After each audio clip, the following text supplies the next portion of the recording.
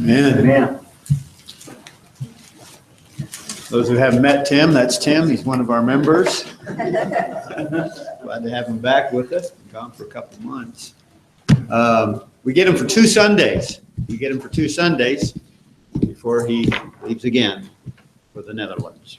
Okay, Philippians chapter 1, 19 through 26 will be our first section. We might get a little further than that. But we'll go ahead and Stace, why don't you go ahead and start reading 2 verses apiece, start in verse 19, and then we'll go down through verse 26. 2 apiece. For know that this will turn you to my deliverance through your people and the supply of the Spirit of Jesus Christ, accordingly to my earnest expectation and hope that in nothing I shall be ashamed, but with all boldness, as always, so now as Christ will be magnified in my body, whether by life or by death. For to me to live is Christ, and to die is gain. But if I live on in the flesh, this will mean fruit for my labor, yet what shall I choose, I cannot tell. But I am hard pressed from both directions, having the desire to depart and be with Christ, for that is very much better. Yet to remain on in flesh is more necessary for your sake. Convinced of this, for I know that I will remain and continue with you all, for your progress and joy in the faith, so that in me you may have an ample cause to glory in Christ Jesus, because of my coming to you again. All right, and the thought really doesn't stop there. It continues on to the end of the chapter. But we'll talk about this, and then we'll cover 27 to the rest of the chapter in just a few minutes. Okay, wow, great section. This is that text where we talk about the conflict that we all have as Christians. And what is that conflict we have as Christians? Every one of us? Sin. Well, yeah, with what he was talking about in this context. There's this. To continue living on earth or to die and go ahead and go to heaven. That's it. I mean, the number one desire we all have is we would sooner go be with the Lord. Now, we have a serious problem when we say, no, I'd sooner stay here than go be with the Lord. Now, and I've been in discussions with people about that, and Christians who are saying, well, no, Chuck, because I would sooner be here than be with the Lord, because while I'm here, there's much that I can do. Well, we're not denying that. And Paul is actually going to be talking about the fact that while he's in the flesh, there's so much that he's going to be able to do. But it is far better.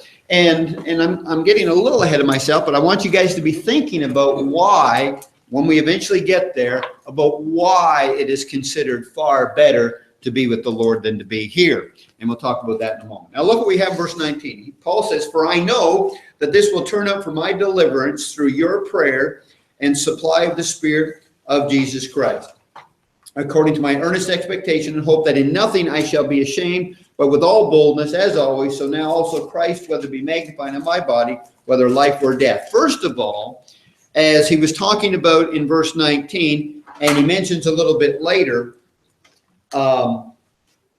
this idea of hoping to come and see the brethren. I mean, and so what's his circumstances right now? Where's Paul? He's in prison. Okay.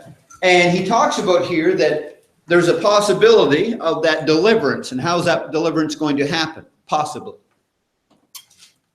One could be death, the other could be released. True. But if you're going to be released, he mentioned in verse 19 how that could be achieved.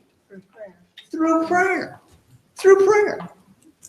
Paul says, this whole idea of praying for one another is not something that is something just to fill time. We actually know that a lot can be accomplished through prayer. James chapter 5, a prayer of a righteous man availeth much. And now was Paul saying that if you pray for me and you're praying for me, is that I am going to be released? Is that what he's saying? I'm going to be released? It can help. Pardon me? That it will help. It could help. What else? Think about this, guys. I know it's a little early in the morning to get us the brain flowing, but because later on he's talking about, maybe it'll happen, maybe it won't happen. But the whole idea that we're talking about, it's not a guarantee, but whatever the Lord's will is, it'll be done. And this is why we talk about the providential prayer. In other words, if it's the Lord's will and, however it's all going to work out, we have to understand that prayer in our lives can change things, can cause things to happen. Because unlike Calvinism, you guys will be studying starting next month, what is the concept of predestination that people have totally wrong? When you think of predestination, what comes to mind? What do people think? Predestination. Regardless of what you do, you're determined either to be in heaven or hell. Okay. You can't change it. You can't change a thing, Warren. That's it. You can't. In other words, God has predestined everything. What I'm doing with my arm, God made that happen. In other words, you have no free will. God makes everything happen. And if that is true, if predestination is true in that concept, and then the Bible does talk about predestination, biblically. But the idea of saying that God has predetermined everything to happen, whether you have an itch or whatever, then you're going to have to eliminate prayer. And why would you have to eliminate prayer? It wouldn't be effective. Then, it's not going to accomplish anything. Gee. If we think that, then that's contrary that he's no respecter of persons. That's it. That's exactly right. God is going to pick and choose and decide who's going to heaven. Bernice? Mine is a question. Could he have both? Couldn't there be both? Well, you can't have both because you have to have free will. No, I'm saying like he could have a plan for you, but it's up to you whether to. Well, God does have, in accordance with this and what he's talking about here, God has a plan in the sense where, what's his plan for us? What's the big plan? Go to heaven. Okay, that's the big plan he has for us, okay? Do I have to get married physically to go to heaven? No. Do I have to have children to go to heaven?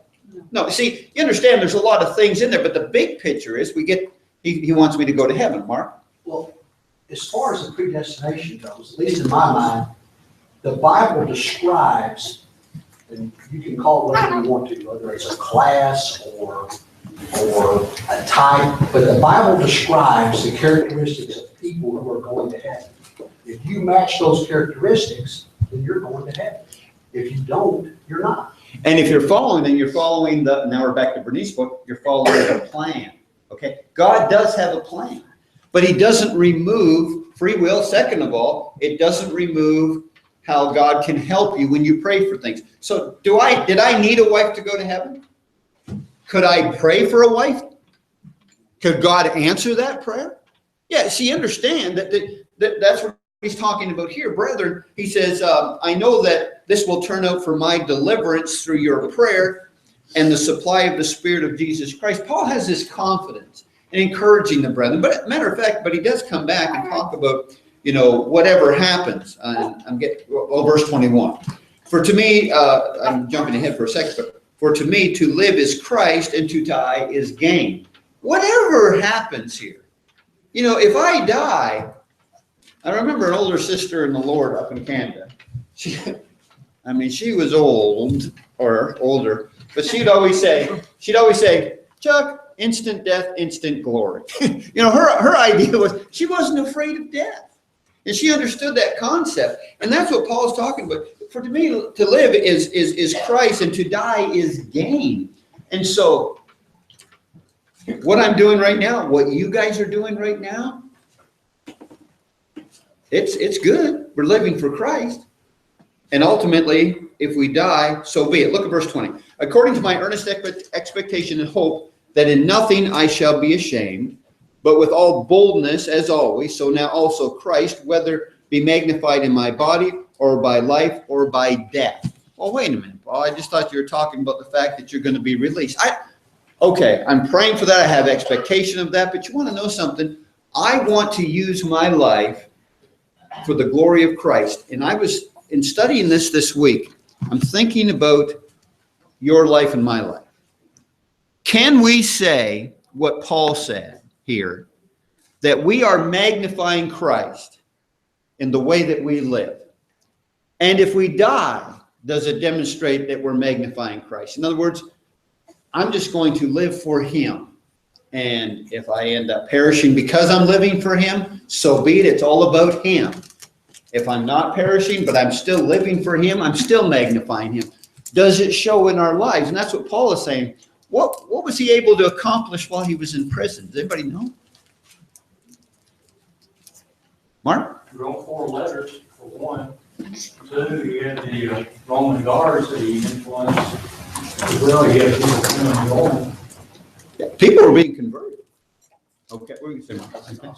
Yeah, people were being converted. And of course, writing those letters, these inspired letters, you got the book of Philippians, which we're studying today, which helps us. You think about Paul, it's like, if something happens to me, if I died right now, because of dying in service for the Lord, that's what it's all about. Now, I'm not saying that you and I, like, you guys got to quit your jobs and do a job that you're going to die for, and that's going to magnify Christ. Right? I'm not saying that, but I am saying that in the lives that you live, you're living in such a way that you're magnifying Christ. And it's all about trying to teach others. It's trying to remain faithful, being influenced for good. People notice that you're different. All of this, it's centering around Christ. And that's what he's trying to build the brethren up here. If you'll notice in that whole reading that we had today, everything was about encouraging the brethren to remain faithful, which I really want to spend some more time talking about. He said in verse 22, because I read verse 21, but if I live on in this flesh, this will mean fruit from my labor. Yet what shall I choose? I cannot tell. What's he mean? Okay. Well, if he continues living, he wants to be fruitful for Christ. But he doesn't really know which is better, to be more fruitful for Christ or to go ahead and die and go be with him. And partly, but do you also see the possibility here when he says, yet what shall I choose? I cannot tell. Do you have when are you dying? When are you dying? You don't know, do you? Do you get to choose? You don't get to choose that, okay? And so whether I'm going to live, today, you guys know what's going to go on? You don't know. And so Paul understands that, there's life has these uncertainties, and which is kind of cool about this reading. I don't care what uncertainties lie ahead of you. There are certainties. Okay, with all the uncertainties out there with life, what are the certainties? Give me some. Taxes and debt. Taxes and debt. Okay, more specific to that tax. What's certain? True, but we have a life to live. We have to magnify our Lord. We have to, live the gospel, right? That's talking about. What are we going to say, Mark? It's always has a battle between the spirit and the flesh. That's certain. And that's certain, Warren. We got death and we got the judgment. We know that is certain. That is certain. But while we are alive today, there are things, the uncertainty of whether I'm going to live or die today. Regardless, it's like a person says, listen, it's like a person moping around saying, I don't know whether I'm even going to live today. Well, you got to go to work. You got to do things today. You just can't go through life worrying about whether you're going to live or die today. A young child might become so obsessed where they're crying all the time. I'm going to die someday. I heard the preacher say, he said, look, you don't know when that's going to be, so enjoy. Live. And so with those uncertainties, there are certainties, and there's a responsibility that we have that he's talking about here as far as serving others. And look what he says in verse 24, nevertheless, to remain in the flesh is more needful for you. Is that kind of an insult? Whether I go, if I were to tell you, Amy, because Amy don't know, if I said, Amy, listen, for me to die is gain, but if I stay, it's better for you if I stay. You need me. Isn't that an insult? And you said, no, why not? Because he knows he can do good. He knows that he can help others. He knows that's where his skill is, and so he can be a benefit to others. Okay, I like that. What else, Mark? Well, Paul was an inspired individual. Okay. So he could speak directly for God. So in that sense, he was very valuable. I like that. What else? What about the idea too of these brethren showing their maturity? Because like I asked Amy, you know, why wouldn't you be insulted? Paul's writing these brethren, and what we've read so far the last couple of weeks is Paul has been praising these brethren for their faithfulness, right? He has been praising them for it. Why would they need to be told you need me if they're already faithful? We know they're not perfect. We all want to keep growing. I think that is what Paul is wanting them to see here, that your Christian life hasn't ended yet. It's one thing to become a Christian like we have. It's another thing to remain one and to be growing and increasing in our faith. And so, Dan? Say the easy example for that would be a person that, just after that point of baptism, clearly they're living faithful right then, but nobody would say that, all right, they're good to go, they know everything they need to know. The expectation is they have a lot of learning and growth left to do. And what's the cool thing is that implied into the text, these people weren't just baptized. And we might look at somebody like that, Dan, we might look at a new convert and say, man, okay, you just started your journey. Man, I've been a Christian for 40 years. And, well, we're both in the same boat. Both of us need to be growing. Both of us need to remain faithful till death. And what Paul's telling the brethren here, I can be of use to you. Yes, because I'm an apostle, I can write these inspired words, but I can also come and visit with you. I can be an encouragement to you. I can warn you, right? I can warn you, which he will be doing in this book. Which is what we need to be doing for each other, helping each other. I think there is that selfish part of us, and I think you do see that conflict that Paul had, that Trey was mentioning a moment ago. I would love to go, but there's a part of me that says I'd love to stay too, but I'd love to go. But my love to go is stronger than my love to stay. Now hold on. I can't go. Okay, I can't go, but if my love for going is stronger than my love for staying, even though I can't go, what does that do for me having that love to go? It keeps you working towards the day that you will go. Okay, you see, guys, it doesn't have the opposite effect. It has the positive. Like you're thinking about, well, I would sooner go than stay, but I don't get to choose when I go. But because I really want to go, I'm really going to work. That's what motivates me. And so if a person says, nah, I'd sooner not go, I'd sooner just stay. I don't think that's a good combination. I don't think that's good, because what's that's going to happen is going to cause you to lose sight of why you wanted to go in the first place. And that's what's going to help you to stay strong. I see that. And these brethren need to be told that. I would hope that we all have that conflict. But I hope that it's stronger. It needs to be stronger to want to go. Okay, I asked you a question earlier to remember. Why would a person have a stronger desire to go than to stay?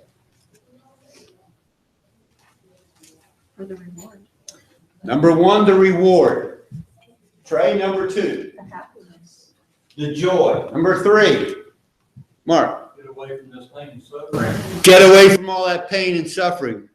Anything else, Tina? They feel like they're unable to influence others the way they should. Meaning that they've exhausted they're not able due to whatever reason, whether it be health or illness or. I've seen that. Wasn't sure where you're going at first, but I actually have. I've witnessed that. I've seen brethren who just, feel that. Not that they've given up. No, they haven't given up. They haven't. But I have seen brethren who just feel like, because of their health situation. Let's say someone who's in chronic pain. Yeah. You know what I'm talking about, Mallory? I was going to also say they're looking for that day of rest. They're finally and that's done. Connected with it, right? Well, not only that, but you're also finally done fighting temptations. You're done, that's what dealing with the world. You're done. All those things that you're talking about. That's why I love that word. The Hebrew writer uses it a lot. We're looking for that day of rest. Do you guys ever do you look forward to retirement? You never have. But the point is, when you think of retirement, you're getting a rest from that hustle and bustle. But Gene, when you retired, did you stop doing everything? Did you stop doing everything? Counter's more busy. Yeah, you're more busy now than ever, right? Okay. See, Paul, well, the Hebrew writer said, don't come short of the rest. You know how you come short of this rest? I'm going to do a play on words so you can figure it out. You read my mind here. Who's going to come short of this rest? The one who rests now. Yes, right. You can't be resting now. There'll be a time for that. Gene? You're not going to have that desire unless you have hope. Which is the previous point. It's all part of it, right? I mean, I like these words you're using here that Paul makes reference to. But yeah, the reason we want to go, the reason why I would sooner leave the Lord, and a lot of you guys were listening to all these different reasons. One that really jumps at me was the one that Mark mentioned. One reason I want to go is I'm tired of the pain and the sorrow in the world. I mean, I just get tired of it. I hurt when a brother or sister falls away. That's not joyous to me. I would just sooner just go be with the Lord than have to go up and go through discipline. Seeing people weaken, seeing so much sin in this world, and hardened. I mean, just all of that stuff. And then you're contrasting that if I don't go through that anymore, then we get what you Trey and others were saying, the joy that is there. Who wouldn't want to go there? Right? I mean, you don't get your kids all excited. Okay, kids, come on. If you're really good, I'm going to take you to the dump today. You put something that's joyous in front of them, and that's what we're seeing here. And so Paul talks about that in verse 23. I'm hard pressed between the two, having a desire to depart to be with Christ, which he says is far better. And you just gave me reasons why. I'm going to tell you something. If you don't see those reasons, if you don't see that it's far better, you just hindered your chances of making it. See, well, Chuck, I really don't have that. Well, you work towards that. You really need to focus on that. That's the things that we've studied already. Because I really would sooner be with the Lord, because this earth is not my heaven. People are, oh, this is heaven on earth. You ever see somebody use that? Oh, this is just heaven on earth. It's a picture. Or it's a nice day. Oh, okay, fine. But heaven is more than just a nice day. Heaven is far more than that. And we have to see beyond this world, in which Paul does a good job doing. So he says in verse 24, nevertheless, to remain in the flesh is more need for you, and being confident of this, I know that I shall remain and continue with you all for your progress and joy of faith. I like that. So guys, how's your progress doing? You're progressing? How do you know if you're progressing? I mean, we got some school teachers here. You know when your kids are progressing. Kayla, how do you know when your kids are progressing? Grades get better. Their grades are getting better. They're improving in English. Okay. Their reading skills are getting, I mean, you're seeing things, right? So for us, Yeah, they study habits. So for kids, study habits. okay, there you go. So how do you know if you're progressing spiritually? Mallory? I'm gonna say you're not struggling over the same things. Okay, so you're overcoming things. That's great, because that seems, what was a struggle here isn't a struggle now, but now I've got something else I'm working on, and I'm going to overcome that. I'm getting stronger as I go along, but I'm overcoming. I like that. Mark? Kind of go along with Mallory, you get out of your comfort zone. You got your little box. Hey, maybe I'll just read the scripture, but maybe I need to go do the Lord's Supper and stretch. Okay. Maybe I need to do an invitation and stretch and get out of that comfort zone. Exactly. Or just talking to others.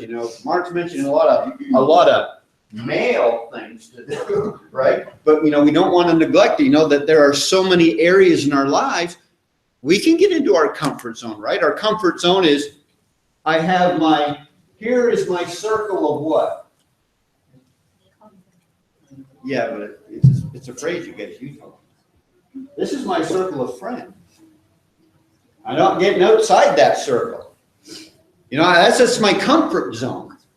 Sometimes that can be just family. Oh, another app. It could be just family, not getting out of my comfort zone. So again, guys, we need some practical things here, because here's Paul talking about for your progression of joy in the faith. So what are some signs that you're progressing? Because we want to evaluate our lives, as Paul told the Corinthian brethren in 2 Corinthians 13:5, examine yourselves whether you're in the faith. So examine yourselves whether you're progressing. Look at you guys, you teachers. What do you guys give your students for evaluation to take home to their parents? Progress report. It's a report card, right? He failed. Maybe getting that. Heart card. So you get a report card. This is serious stuff. Because if you don't think about it, if you go to a school where guess what? They don't give report cards. It's a new, give me a word. Curriculum. Yeah, new curriculum, all right. It's a new wave school, it's modernized, but there's no report cards. So, anybody see a setback in that? Any problems with that? Yeah, because you're not going to evaluate, you don't know, you got nothing to relate to, right? That's fun, because just this week, somebody had said to me, I think if I was going to give myself a grade, I would give myself a C. And they were evaluating this portion of their life, and I just thought that was a really good way to look at it, because you knew you had improvement and you knew where you were sitting. So they kind of did a self exam there, and they gave themselves a grade in that area. And I thought, well, that was an interesting way to look at that. What kind of grades do we have out here? What kind of grades do we have out here spiritually? If we're going to do A+, A-, any D's, got some C's. When you think of a C, what do you think? Average. It's coasting along. People might say, well, Chuck, last year I was a C, this year I'm a B. Hey, I'm growing. There you go. But again, we're going to talk about the specifics. Tina? If you're gonna do a self-evaluation, there are no A+, because he already died on the cross. Well, yeah, no, there's no super Christian.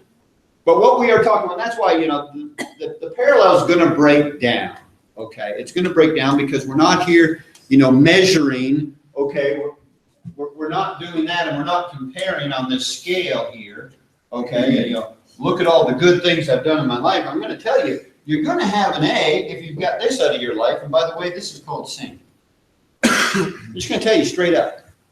If there's sin in your life, if there's unrepentant sin in your life, you get a failing grade. All right? And so it's either going to be, you're either going to have an A,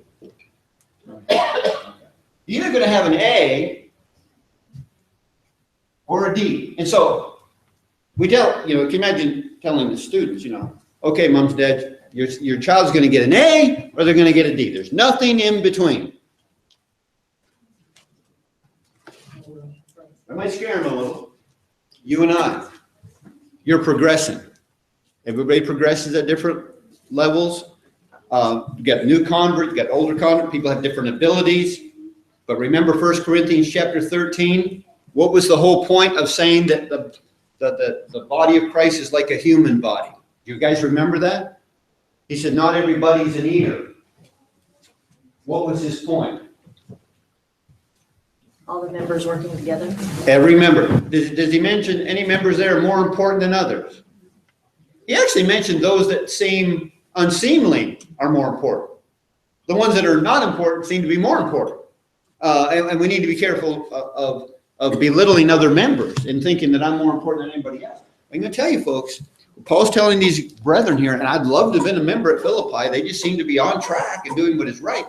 but are they growing? And Paul is worried about, concerned about the future and what's going to happen to them.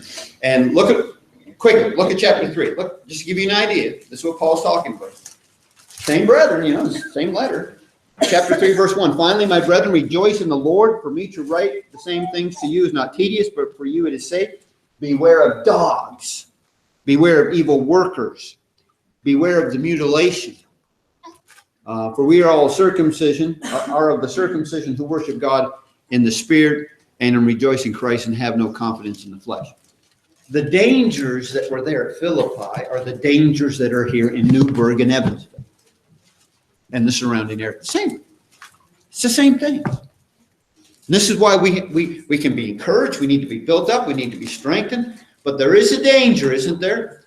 You teachers, is there a danger with a student that gets straight A's? I'm just going to ask you, is there a danger? Sure. Well, what could the danger be? Just get comfortable and they don't get challenged. Okay, so in other words, well, this is easy. Now, I'm not gonna try as hard the next quarter. I could do that. I could just rely on what I've done in the past. I'll come home with my next report card and just tell mom and dad, well, just before you look at this, just remember my last report card. Just remember that one. Why? Well, because my last one was straight A's. Okay, let me look at this one. No, just remember. See, are we like that as Christians? God, just remember what I did last week. Just remember what I did last year. Just don't think about me skipping services today. Just, it happens. I just think that we need to be aware of the dangers that are there. And Paul, I don't want to turn this into a negative because it's so positive that Paul's talking about here, but I just want you to see the maturity of the brethren to take these things. Brethren who are strong in the faith, they take the lessons. Whatever comes from this pulpit, talking about the joys of heaven or warning me about the dangers of hell, it's all going to help me. And that's what Paul's doing here. And then he said in verse 26 that your rejoicing for me may be more abundant in Jesus Christ by my coming to you again. Did you notice a pattern here? He's mentioned it 4 or 5 times in this section at least, and talking about his relationship with them. He keeps bringing up somebody. Who is it? He keeps bringing up Jesus Christ. Why? Why does he keep bringing up Jesus? Because if we don't have him, then we don't have hope. Okay. And his relationship, Paul's relationship with all the brethren over here at Philippi, the relationship with them, it isn't just that we're so close and that's so great. It's all about Jesus. Jesus is the focus. Here, Christ needs to be the focus. Mark? You also have the common salvation. That's it. It's through Christ that we even have this. Even what I'm even able to do for you, it's all because of Jesus. Okay, I'm speaking about revelation of Jesus Christ. I'm writing to you.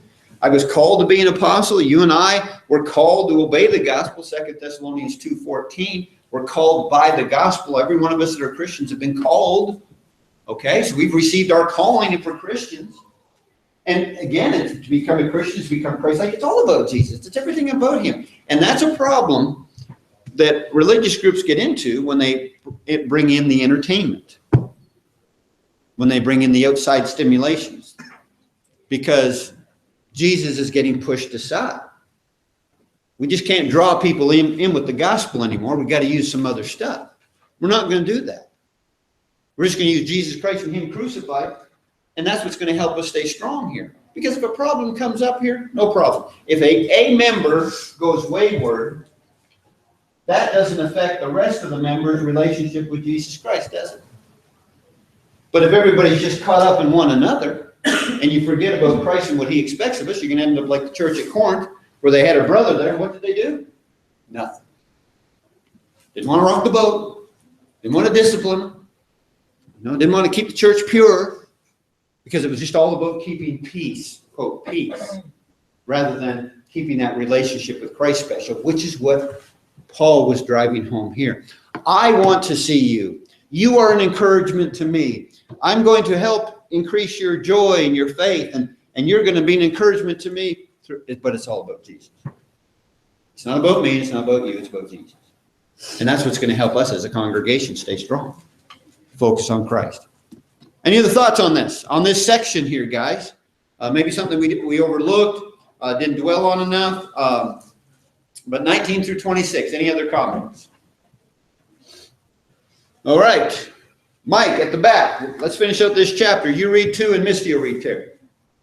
Only let your conduct be worthy of the gospel of Christ, so that whether I come and see or am absent, I may hear of your affairs, that you stand fast in one spirit, with one mind, striving together for the faith of the gospel, and not in any way terrified by your adversaries, which is to them a proof of perdition, but to you of salvation, and that from God.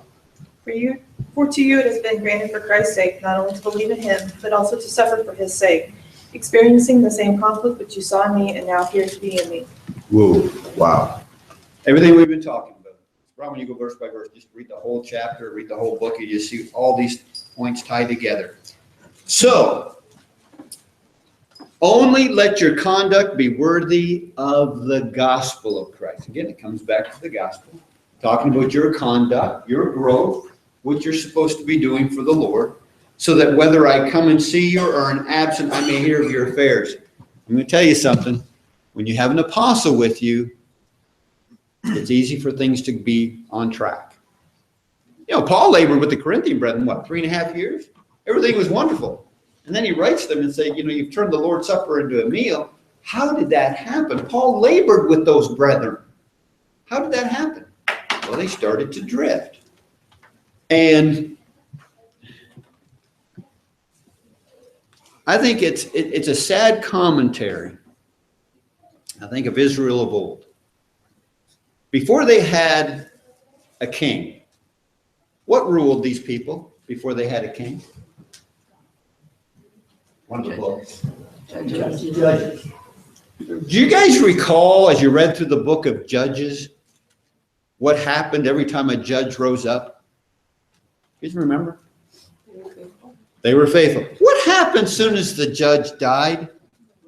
Fell away. Appointed another judge. What happened? They're faithful. Judge dies. Unfaithful. Judge lives. Judge, it's back and forth. But it's constant. It's constant. This congregation is not like faithful because of Chuck. Thankful because of Gene, right? You're faithful. On an individual basis, yes, we make up the church, but we're faithful because of Jesus Christ. If our loyalties are always to Christ, right? If one of us dies, what happens to the church? What happens if I get in a car wreck this afternoon? What happens tonight? Oh, well. I don't want to hear about this rejoicing. Well, of course, I just preached that. Well, he got what he wanted. He said he'd sooner be with the Lord, and you can quote me on that, okay? But yeah, we understand that it goes on. It doesn't revolve around Paul. It doesn't revolve around the church at Philippi. It revolves around Jesus Christ. And he says, you walk worthy what? You walk worthy of the gospel of Christ, so that whether I come and see or am absent, I may hear of your affairs. How? Wait a minute. This is Philippi. They don't have Facebook. They don't have Twitter. They don't have live streaming. Hey, I watched your services at Philippi. How does Paul hear about the affairs that are going on there at Philippi? How would people hear about the affairs that are going on right here? Pardon me? Word of mouth. Okay. But how would they hear about it? Somebody will go and tell Paul, hey, here's what's happening in Philippi. Paul will say, well, take this message back, or here's your letter. Did you hear what he said? Things that are happening. People are not going to hear of the affairs if we're doing nothing. There's nothing to report. Nobody's going to say anything. To hear about your affairs is to hear about the things that are going on there. And your lives demonstrate this by the things that you are doing. And I'm going to tell you, if you don't do anything, there's nothing to spread. Hey, did you hear about Bill? What? Nothing. Yeah, you know, when anybody says something, did you hear? It's because of the way they've been living. Okay, and we as a church and what we're doing can make an impact, and it can touch the lives of others. Having a reputation. Can we have a reputation? How do we develop a reputation in this country? And maybe even further, how do we develop it? Now, I'm just not talking about having a website, streaming our services, but how do we develop a reputation, guys? How can we? The way you carry yourself. Where people will talk about us. Helping others. Helping others? Consistency. Consistency? The way you carry yourself, the way you are with people. Okay, okay. The fact that you are, I'm going to tell you guys, the fact that you're working. You know, people on the job site, the person who's a worker, people notice that person. They come there on time, right? They stay late, whatever, you know, and, you know, they just don't give eye service. And that's what Paul says, whether I'm there or absent. I want to hear about your affairs and how that you're walking worthy of that calling. And so by the things that you are doing, folks, so remember, our zeal needs to exceed the zeal of the scribes and the Pharisees. Our righteousness needs to exceed. And so the things that we are doing, we have to be an active congregation. An active congregation is it's just going to happen when you're working for the Lord, when you're spreading the gospel. Matt. You know, people aren't stupid. And I run into this weekly. I'll go into one of my stores and then talking with them. And of course, when I'm in there, they're having the right conversation, saying the right things and all that. And then I'll ask them questions like, hey, you know, why are we struggling in this area? Well, you heard us. We're talking about this constantly. It's like, yeah, when I'm here, but when I'm not here, I'm also not dumb. I know I can look at the numbers. I can talk to other customers that have been in here and find out what's really going on. If we have visitors come in, you know, people that support us or people that, you know, helped us with the building, if we put on a grand show while they're here, they're going to find out. It's going to spread. Our reputation, what we do all the time is the reputation we'll get as opposed to just when somebody specific. And you think about that, reputations, you know, you have people visit, right? But you also have members here who go and visit other places, right? And you visit family. And when you go visit family, what are you saying? You know, well, so how's the church down there? Oh, we're dead as a doornail. We're not doing anything. Everything's dry. Nobody's friendly. You know, and then they tell that to family, and then family goes and talks to somebody else, and things spread like wildfire, not for the good, but for the bad.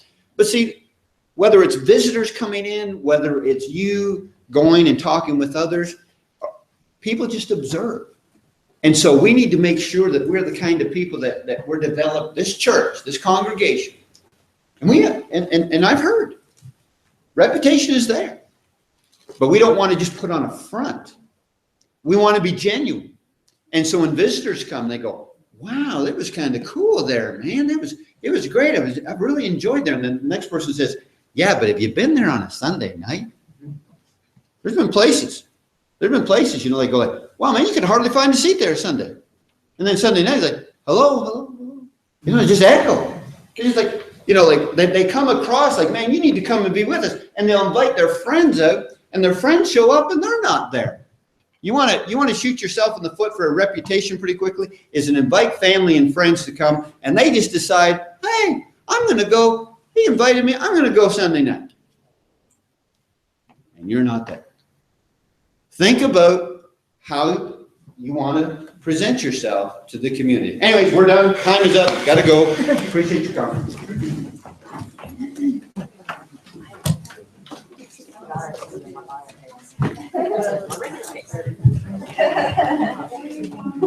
I have